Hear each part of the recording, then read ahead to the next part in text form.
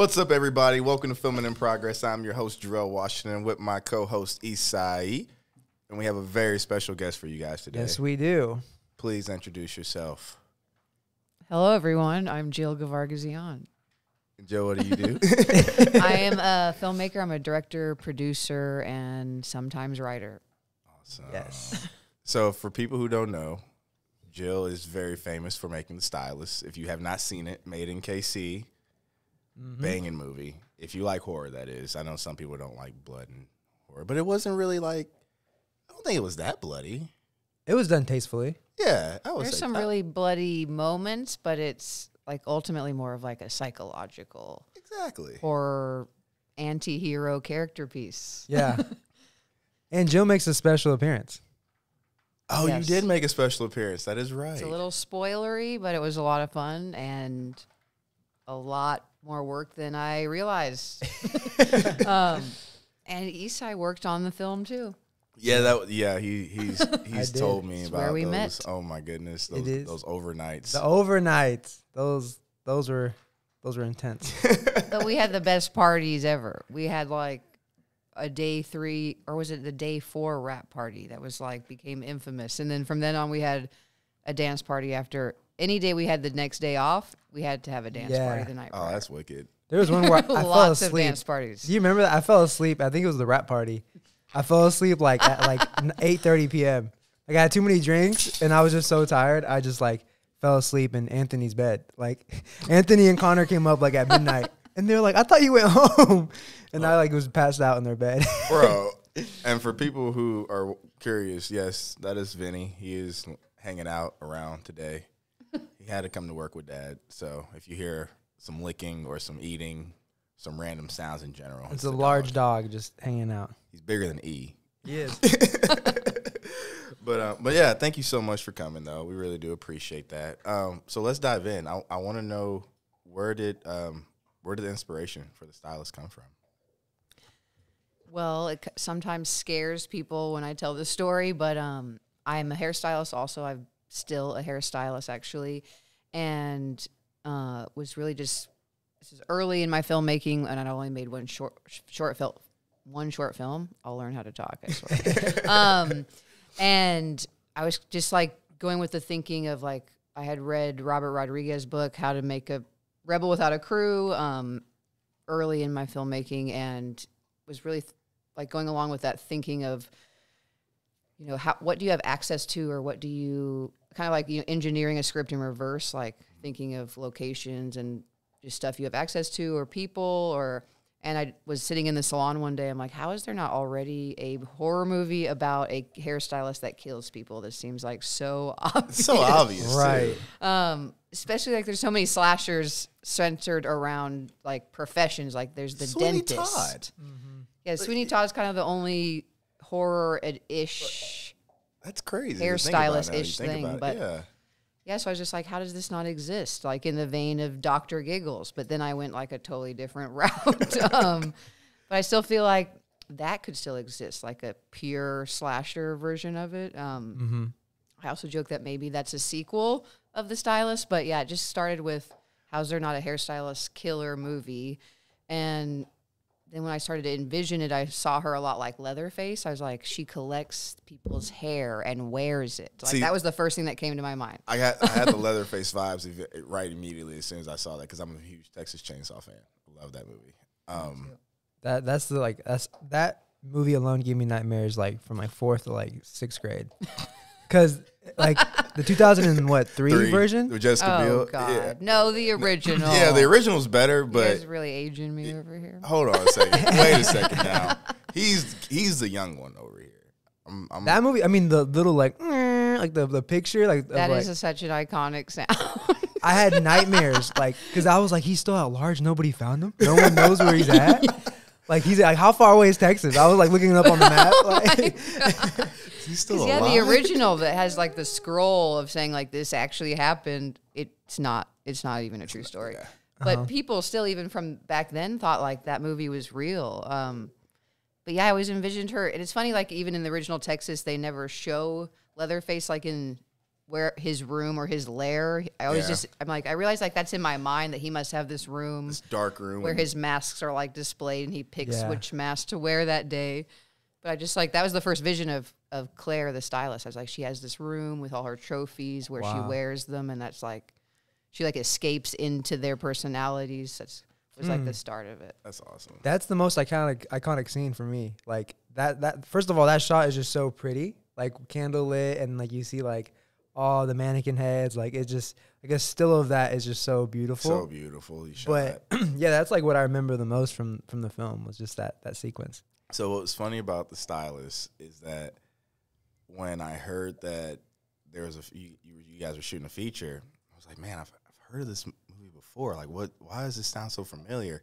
I actually stumbled upon your short like randomly while I'm just, because I used to get on Vimeo, just constantly just look at shorts, just scour through shorts, and I stumbled upon yours, and I was so like, I was honestly impressed, and I was just like, wow, this is like wild and crazy and wicked, and just like not even thinking that you were from KC, you knew most of the people that I knew, had no idea who you were whatsoever, and then like I'm hearing this movie's about to come, I was like, why have I heard this concept before? I was like, does she have a short film? Like, yeah. I was like, holy shit, okay, I have. So I made the connection. I was like, damn, like you did that. And like that was awesome. That was definitely fucking awesome. I love the short, by the way, too.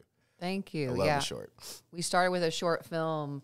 When we made the short film, it was only my second thing I'd ever directed. Mm-hmm. So it was a huge leap from my first short, which was kind of shot like it was meant to look like it came from a webcam. It's called Call Girl.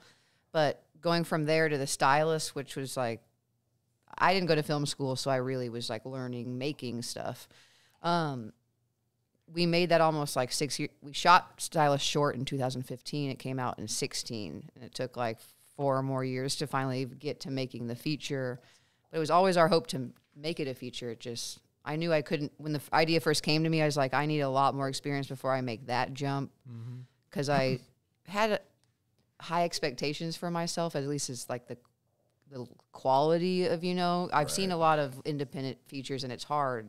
Yeah. It's hard to do when you don't have like $1 million at your disposal. And I've learned after making a movie that that's not that much money. Now I finally see where it all goes. I'm like, damn, like that isn't that much money. Now I get it. That's for sure. It's hard to break. That's the hardest part of the independent films. Like there's a certain like quality and look that you get that looks more like what we're used to seeing like coming out of the big studios. And that's kind of like hard to tap into, because I've seen really good like feature films that are independent, but I can still tell it's like on a budget, even though like they might have shot with like good cameras or had a good like, a decent budget. I'm just like, there's something about like a certain look. Some corners were cut. And I feel like the stylist did a good job of like taking every penny of that budget and making it seem like a multi-million-dollar film. So what was the budget? We don't talk about that. Budget? Okay, it's okay. But we made it for a very small budget. Thanks to honestly the love of Kansas City and the help. Like we could have shot that in a lot of different places and no way got that much for that much bang for our buck. Like the city was so welcoming to us, and like. Because I've even had interviews where they're like, how'd you shoot that, on that kind of a budget? Because it does have like a dozen locations and a dozen characters with, significant lines. And normally you write a project for that small. It's like 5 people in one house. That's why you see so many horror movies like that, because it's written for the budget. But it's like we had so much help and so much generosity, or there's no way we would have made that. So was Steph involved a lot too? Casey Funk, hell yeah. Yeah, we ended up qualifying for the Kansas City tax incentive, so we got a little bit of help that way. I didn't know that. That's amazing. Wait, we have it.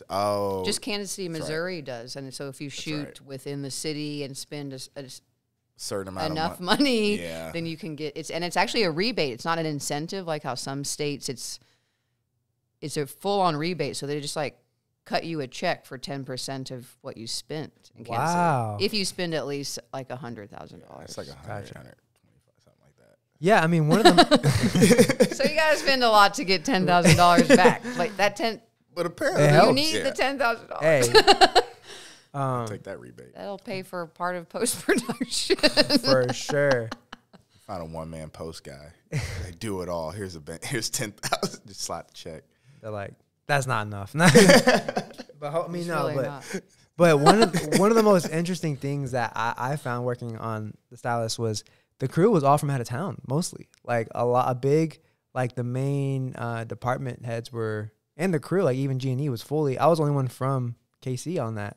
Can you talk about like how that came to be? To be fair, it was like half and half because we had Jordan Rio's camera also, so we had like 2 cameras running. Yeah. So we also had Devontae, which I think you had on the Yeah. show recently. But that happened because Robert Stern, our director of photography, and Sarah Sharp, our production designer, which were also like the 2 main producers with me on the project. We made the short together, and when we made the short, I really didn't have that many contacts in Kansas City yet. I hadn't like made a local film family, and I met them through my friend John Pata, who edited The Stylist, but he's also a writer-director himself. And I met them on one of his short films, and I was just so impressed with how the whole set was ran that I pretty much, from his short film called Pity, I like stole the entire crew, and then we made the Stylist short film. Then they all pretty much came back for the feature. Even like the composer on the Stylist is from John's connection, Nick Ehlert. Yeah, a lot of them, and so it was cool because then after I made the Stylist short, I made more shorts with Jordan Ryu and Chris Knitter, who are Method Media out of Kansas City. Great guys. And then when we went to make the feature, it was like bringing both those families together. And that's half the reason we were able to shoot so much, because we were shooting like 2 cameras almost with everything. Yeah. But so then, we ended up, so many people randomly like volunteered to come, like Anthony Cousins, who's another filmmaker, came from Minnesota. And then we had Steve Nelson from Texas, like all these people I had met at festivals that were just like, I want to come help on the movie. Do you need help? I'm like, we were like, we'll take anyone that wants to work on the movie. I love that. Yeah. But it was like a Midwest big coming together thing. That was my favorite part about it, because like I worked as a grip, and G&E was all from Chicago, Minnesota, or Milwaukee, I think, right? I was ignoring it. It was only a baby. I was like, I know it did. This is weird. Vinny's too big to be making those noises. I know, he man. needs to be grunting or something. I told him that the other day. I was like, bro, you gotta put some bass in your cry, man. You can't be out here crying so lightly. Right. People will look at you and just be like, just shaking their head. Yeah. Apparently his new name's Gary now. He came to Gary the other day when Charles was over. He called him. He's like, hey, Gary, come here. He sure enough ran over to him. His nickname's Gary. No, not Gary. Steph. Steph said it. Not Charles. It was Steph. So now he's Gary. Hey, what's up, man? He's trying to get on the podcast. But no, what I was saying, hey, get down. All right. Anyway. But no, what I was saying. Vinny. Uh-oh. Chords are about to come out. Vinny, come here. Vinny, sit. Everyone that's not watching the podcast right now is like, what the hell's going on? Like, everyone knows the dog, a large dog trying to attack my headphones. Once again, he's bigger than me. He weighs probably like 200 pounds. Anyways, no, what I was saying was like, I met so many people from Chicago, so many people from different states. And that was really cool, because I was like, dang, like we're all together for like 2 or 3 weeks. I think I only worked on the feature for 2 weeks, but it was cool because like I still follow like all those guys, and like, you know, now like if I'm ever in Chicago or like around the country, like we all got connected through the Stylist. So that was like probably one of my favorite parts about the whole shoot, was just like how broad the network was. So shouts out to you for making that happen. Honestly, I like would show up to set and we'd have such a big crew. I'd be like, I don't understand how this is happening, or how we're affording it, or what the hell is going on here. People come from. Because even some of the people from here I hadn't met till we shot it. And but yeah, it was such a special experience. I forgot that you were only there for like 2 of the weeks, but it was, we just bonded so hardcore, so fast. And especially so like half of us not knowing each other from being from different places, it just felt so special. And I know that like a lot of them have worked together since, and I just get jealous every time. I'm like, I just want to be on the set with all those people again. Acting very stupid. when we weren't making. Well, no, also while we were making it. Yeah. So, what was your what was the stress level during shooting? How many weeks did you guys shoot total? 4. 4. Okay. I think it was 19 days. It was very stressful. I'm also like a very anxious person just naturally, like a baseline of pretty bad anxiety. So then add like actual stuff on top of it that is scary.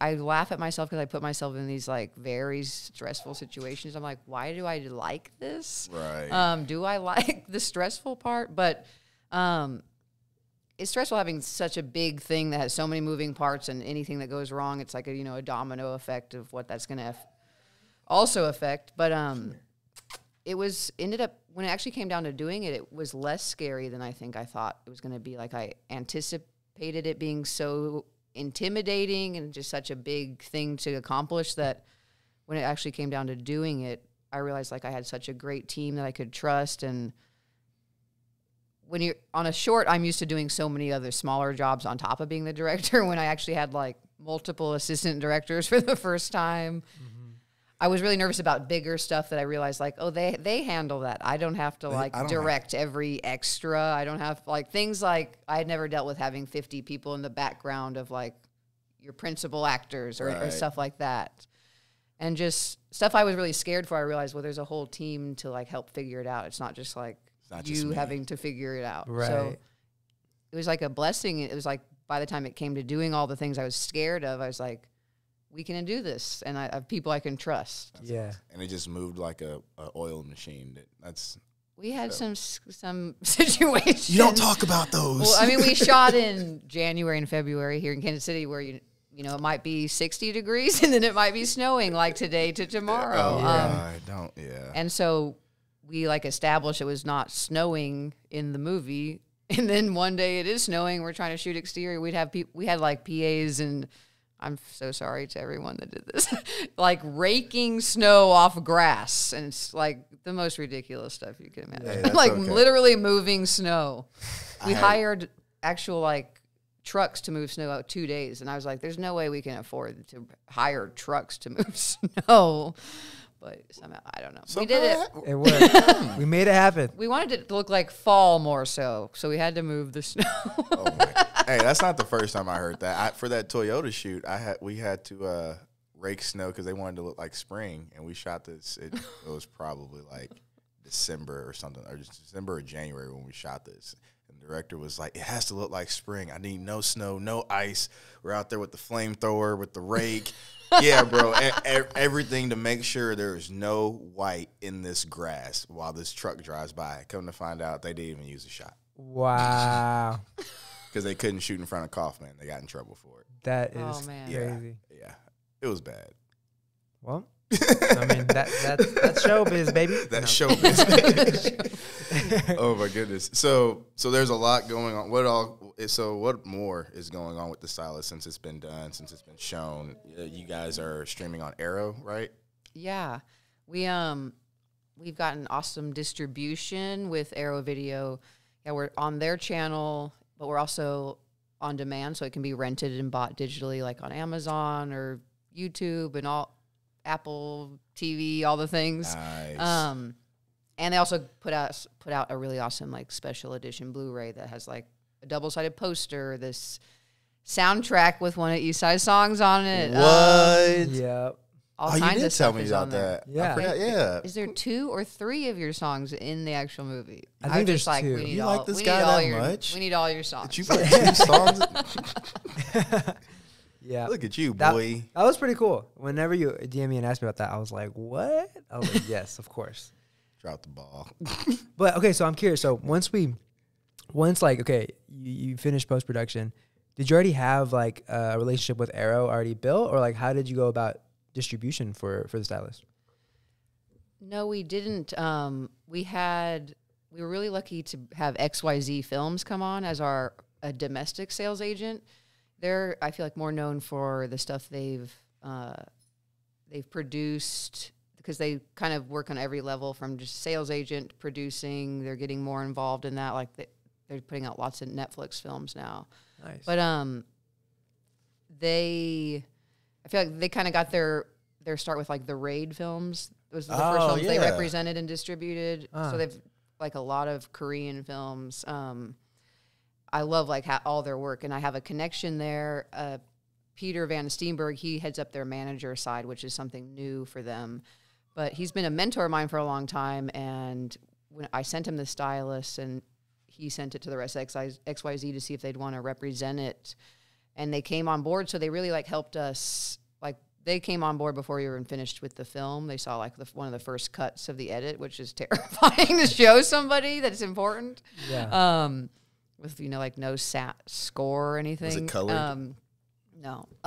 That is terrifying. And so they helped us even with our strategy for the film festival route, because where you premiere, this is all the politics, and it's not artistic at all, but where you premiere affects your distribution deal and the kind of offers you can get. Like, because in a normal world, when it's not a pandemic, you premiere in real life and this buyers see it there. Like that's why you want to play one of the big ones, like ideally Sundance or South by, or one of the big genre festivals like Fantastic Fest or Fantasia.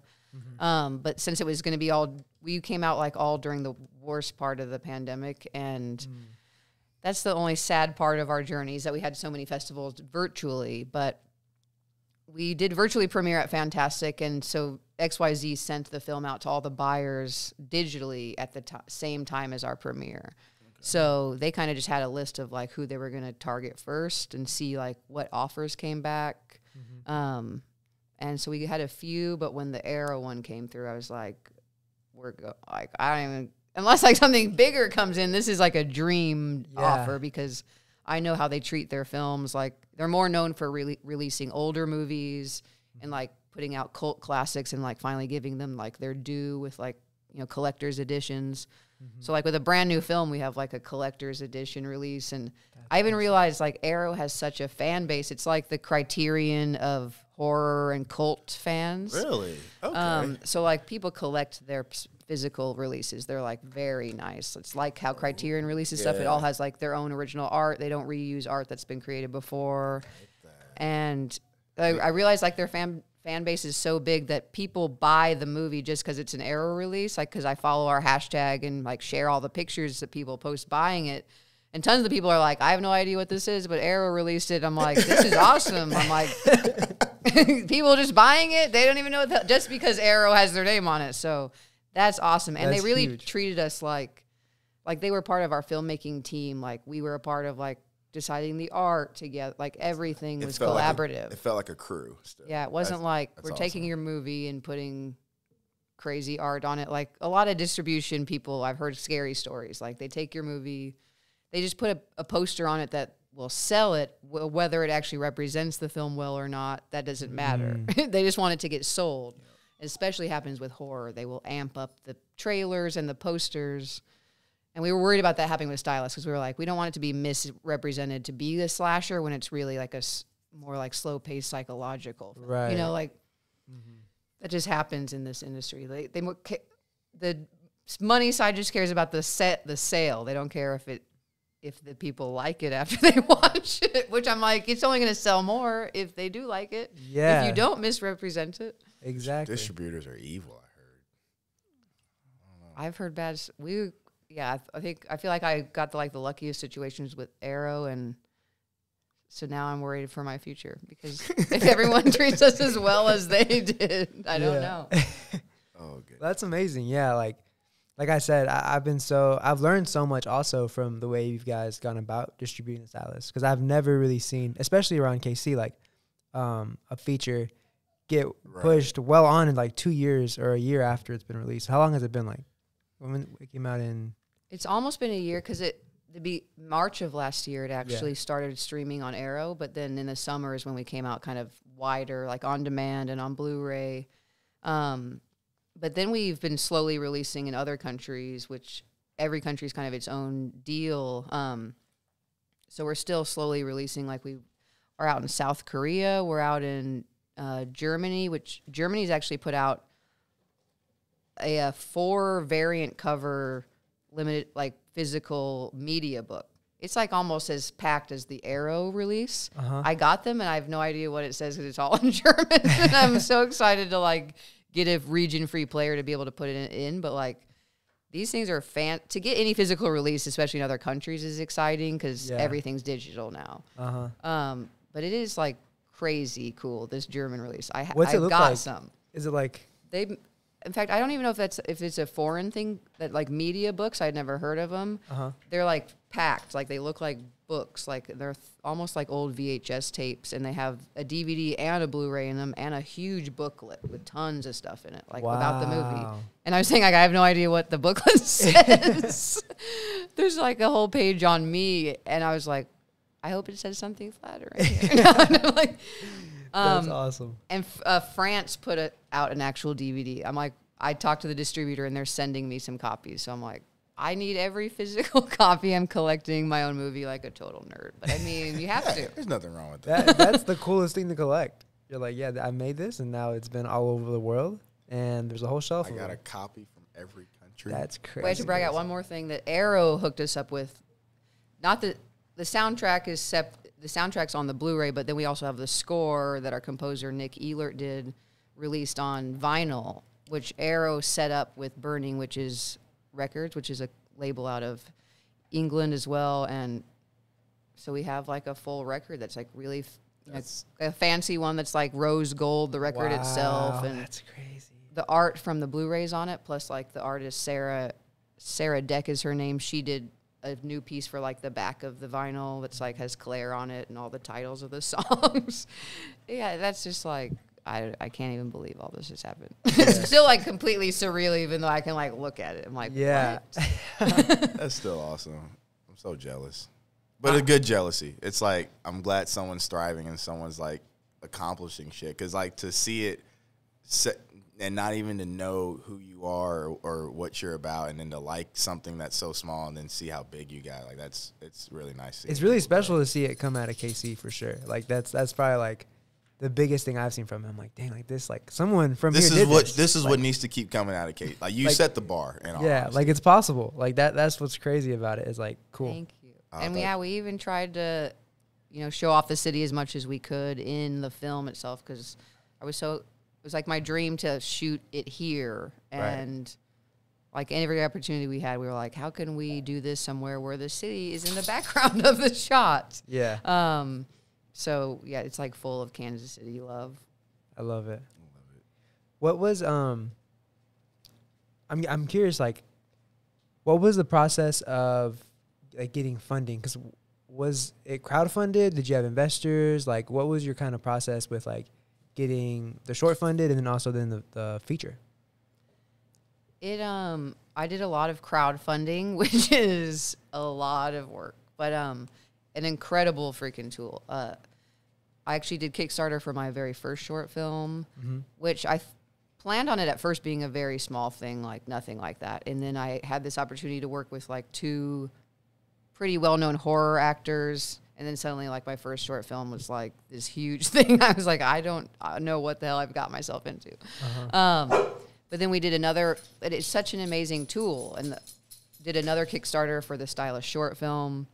It is, it's like adding a whole other project on top of your project, because it's like running the campaign is a lot of work. And then afterwards, you still have, like, a year's worth of work of, like, filling all the rewards you promised, and like half of them you can't do till the project that you're making is done. Yeah. And so so then with the feature, we actually started with a crowdfunder, and then it's also a mix of crowdfunding and investors.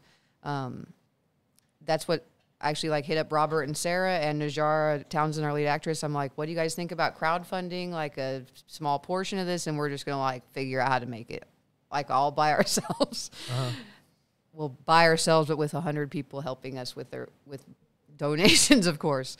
But I was so scared because like just raising $5,000 on something like that is very horrifying. And we were going for like 40 grand. I can't even remember what our goal was, but we ended up going past our goal.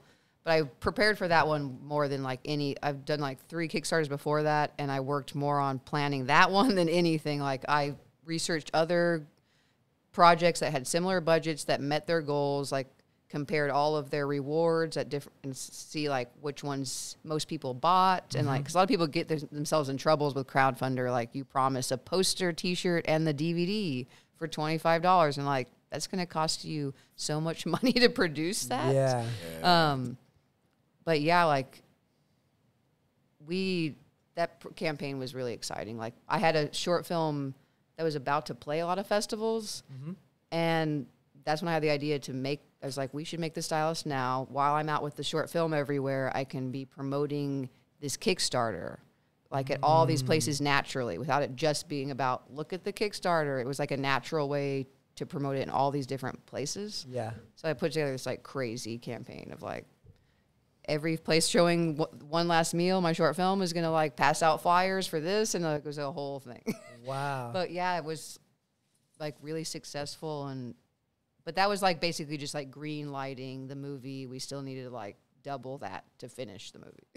Dang. So like even when we started shooting, we were like, we have no idea how we'll, like we have like all our posts lined up, but we don't know how we're paying for any of those people yet. Yeah. What was like, were you just Googling and like YouTubing and like self-teaching everything? Or like, how did you really like, because it sounds like you did all this by yourself as far as like even your first short film, even getting like people's attention. That's like one thing I think filmmakers struggle with is like figuring out how to get eyeballs and people interested. Where did that stem from? Like, is it just your entrepreneurial spirit, or like, did you like watch a lot of YouTube videos or read books? Like, I'm curious about that.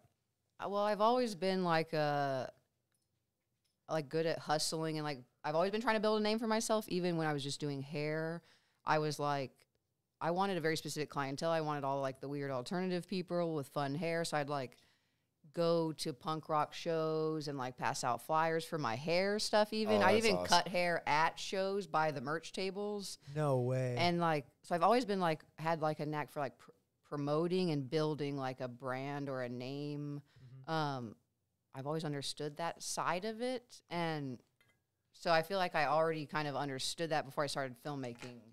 Like, and I've never been too proud to be like, you've got to do that for yourself. I'm like, show people like half of what I've done is because I've been willing to like promote the hell out of myself and not be like embarrassed about it. I think a lot of people are like, I don't want to do, like, it just seems too like, I understand it.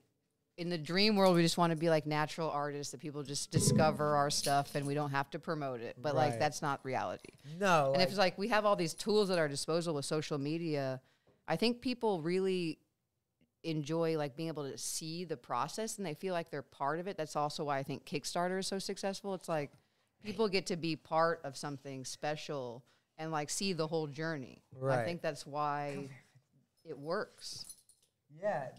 I think there's something to be said about like not being afraid also to get rejected. Like, you set yourself up in so many spots where it could have not worked, or it could have got rejected, or people could have like not really supported. But like that first step of being like, I'm going to try anyways. I think most people can't get over that, you know? Yeah. You have to realize that like rejection is like just part of the process of like, I feel like anything you try to do, like especially filmmaking, it's like you get rejected. As an actor, I always feel for actors, I'm like, they have to put themselves, like, it's like rejected all the time. If you don't, it's like a miracle. And then with a filmmaker, it's like you submit to festivals, you're at least going to not get into half of those. That you pay $20 just to be told no or more. And then later as a director, if you get like to a point where you get an agent and then you're like pitching your vision for scripts, like you work 3 weeks on a vision just to like be told, like we're going to pass on that.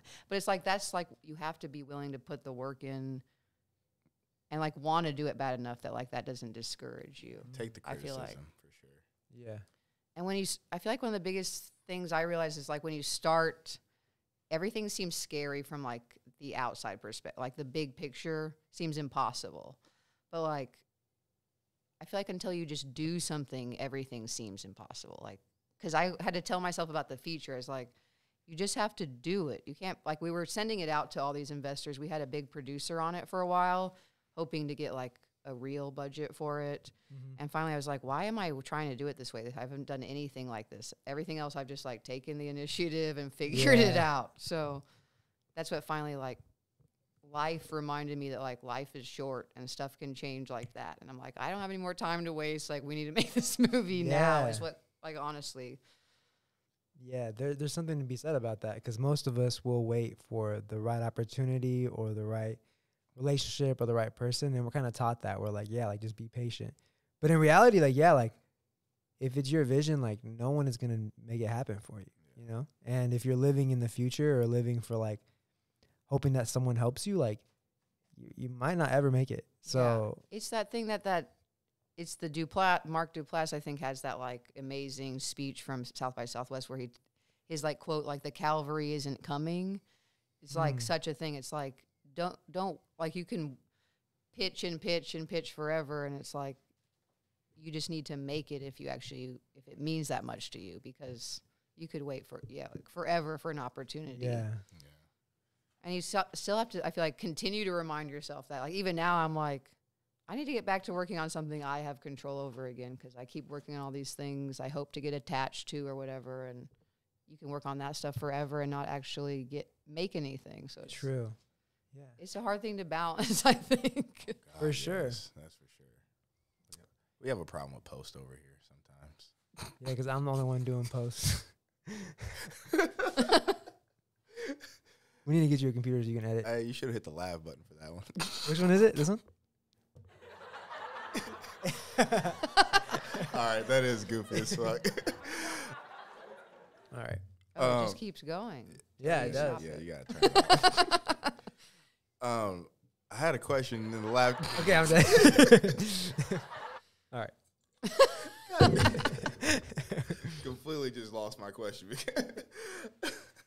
No, what was I gonna say? So, walk me through. I want to know, because like being a producer and like wanting to try to get a feature off the ground and all that. Like I'm really wanting to know the ins and outs of more of like the like after the post-production process, just like the business side of it all.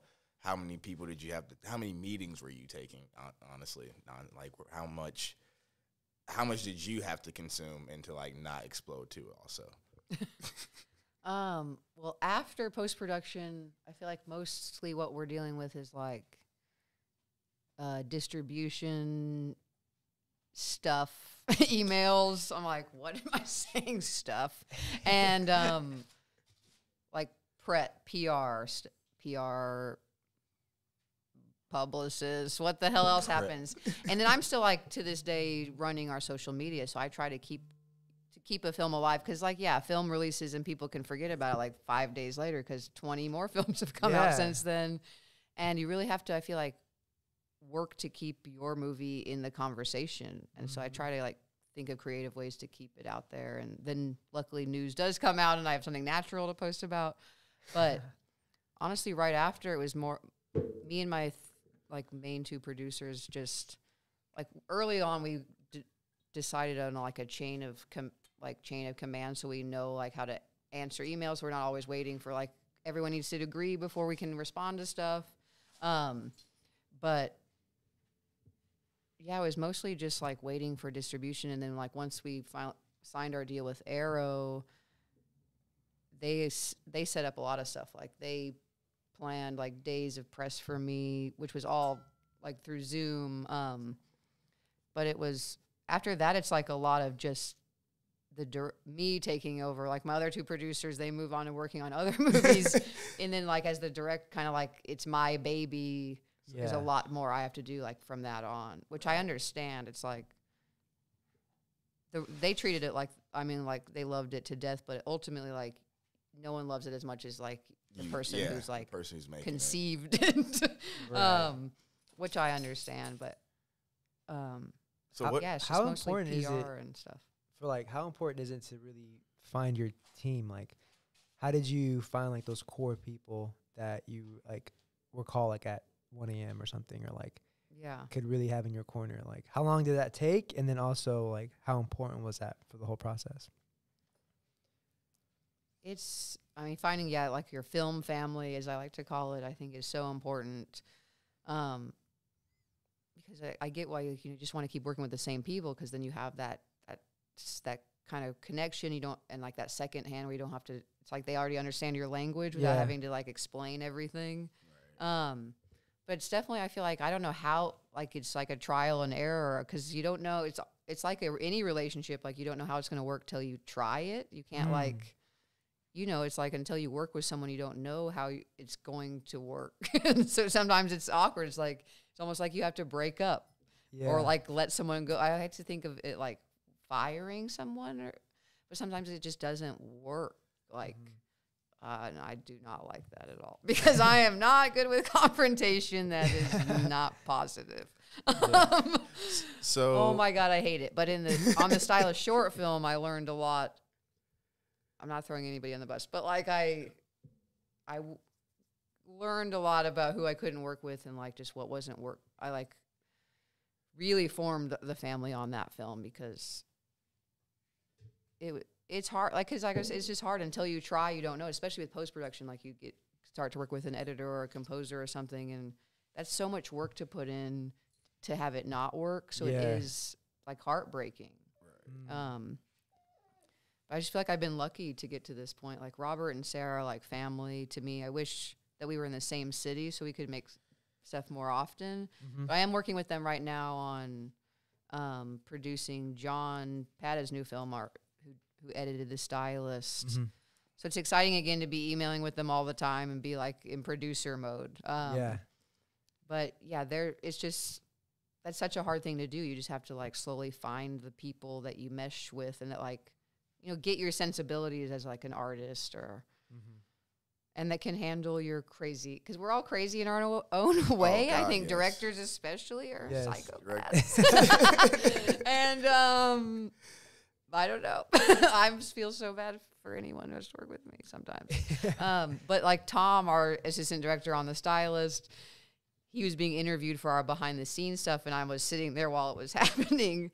And he's like, they ask about working with me, and he's like, says how I was difficult to work with. And then I was like, what? And then he was like, he's like, and then he was like, I think any director should be somewhat difficult to work with, because they should have such a strong vision that they don't just like fold when you like suggest something else. Right. And I was like, okay, but could you at least like state that instead of just saying she was difficult to work with? That's funny. So what advice would you give not only young directors, but young female directors and writers and producers out there? I think kind of what I was trying to say in a convoluted way earlier, but like to not be afraid of what you don't know. Like the only way to learn it is to like get that experience. I think that's like, that'll keep so many people from starting the thing they want to try. Because again, like I was saying, like everything from the outside seems so huge, like the idea of making a film. But if you really just like break it down piece by piece, like then you literally see like this is possible in like a step-by-step process. Anything like from the big picture is so impossible seeming. I feel like so much of it is like our mind. I feel like our mind is half of what makes this stuff possible. Like believing that you can do it and wanting to do it is like half of all it is. Because I'm like, I didn't go to film school. I still feel like I have no idea what I'm doing and managed to make a movie that has distribution and stuff. So so much of it is like, we all talk, like there's all this talk about manifestation, but I think manifestation is as simple as like believing in yourself and then doing the work. But like believing in yourself is a huge factor, because when you don't, it really holds you back. And I know we all struggle with that as creative people naturally, but somewhere you have to have that in you. Like, I can effing do this huge thing, or it does kind of like crumble your mind, I feel like. You help me a lot with that. Like you definitely drive me a lot in that sense too. Yeah, I mean, I agree with you on that, but I think really our mindset and how we look at things is 100% that like if you have full faith and you really like figure out to like look at something as like I can do it, everything else will fall in place somehow. Like you'll if you really want to do it, you'll figure out like, okay, I need to like reach out to this person or get a mentor or like reach out to, you know, whatever, watch this video or read this book. Like everything else will fall into place. But the biggest thing I think is like fully having faith into it. Because once you have doubt, like that's a sickness. It's like sickness. it just gets bigger and bigger the more you feed into it. So Once you believe in it, and like you believe in it hard too, then it just comes out of nowhere. yeah, and it might not come exactly how you want it. Like it might be a different form, or might be like a different time than the time frame you give yourself. But eventually, I feel like Yeah. it does happen. If you I honestly couldn't agree more. Like, it's so important. And I feel like it's like it sounds so cheesy, but like, I feel like every cheesy saying that you ever heard is like the most true thing in the world. Like, if you believing in yourself, like you can do anything that you believe, like that you think you can do. Like, yeah. and I only say the half thing because I think people, when they talk about like manifesting and all that stuff, they don't realize like the other half is doing the work. It's not just 100%. like, I'm just going to sit here and think about how much I want to do this thing and it's going to happen. But yeah, believing, the power of belief is so much more powerful than like most people want to like give it credit. Yeah. And I think, but those are the people who haven't like put it to the test. Cause I'm like, I believe that so much. Like, it's really so powerful just to like, yeah, have faith in yourself and what you want to do. Yeah. Like I think a lot of people put more emphasis and like value on like research or like like who you know or like how much money you have, but it's like in reality, like the first thing is having faith. Like if you get that down, like you're gonna research, you're gonna get connected, you're gonna find what it is. So I couldn't agree more. Vinny, come here. This Quit is crying. a hilarious thing to say connected to this, but the director of the Human Centipede franchise, Tom Six, he said something on Twitter years ago that it's like always makes me think of this idea. But he's like, I don't know if someone asked for like advice for young filmmakers or whatever, but he said something like, you have to have a little bit of megalomania. Like you really have to, which is what I'm thinking is the same idea of like, you really have to believe that you're capable of these huge things that may to anyone else might seem like that is never going to happen. Yeah. Like you really have to believe in almost a little bit of a crazy level of confidence. Yeah. Your ambitions have to be so like nuts and like you can't be afraid to even say it out loud. Like I'll say crazy stuff. Yeah. And then I'll be like, but I actually believe it. So that's the difference. Like people will just say stuff and not really believe it. And it's like, you could actually make it happen if you truly are saying it because you could see yourself doing it. But like, I call it the Kanye effect. Like Kanye, there's like a fine line of like it being like an illness or negative for your mental health.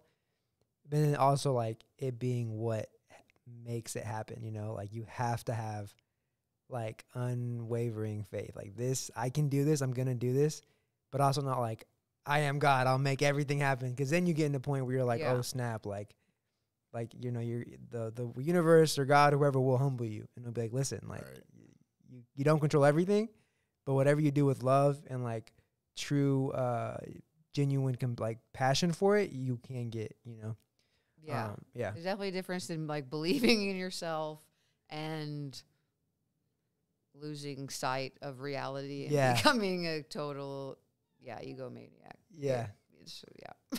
God. Well, Jill, this has been a great episode. I have so many more questions, and we'll have to bring you on another time for sure. I would love to come back. Yes, we'll definitely have you on. Again, do you want to kind of give a shout out to Stylist and where they can find all your stuff? Plug it. Yeah, please check out the Stylist. We're on Arrow Video's channel, on demand, on all the places you can rent movies, and you can also buy us on Blu-ray. Awesome.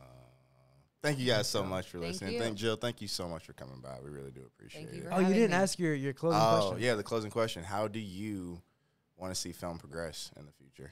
The industry. In the industry. Oh my gosh. For one, I just really hope that the movie theater does not die, because I grew up before they only showed, superhero movies in the movie theater. They showed everything. They actually showed dramas too. Yeah. Now it's like even the Oscar-winning dramas don't even get in the theater till after they win. Yeah. Because it's like they only have room for like superheroes, maybe one super big horror movie and a comedy. Yeah. But I just really hope the theater stays alive, because I still love, like, I think every movie, that's where you should see it.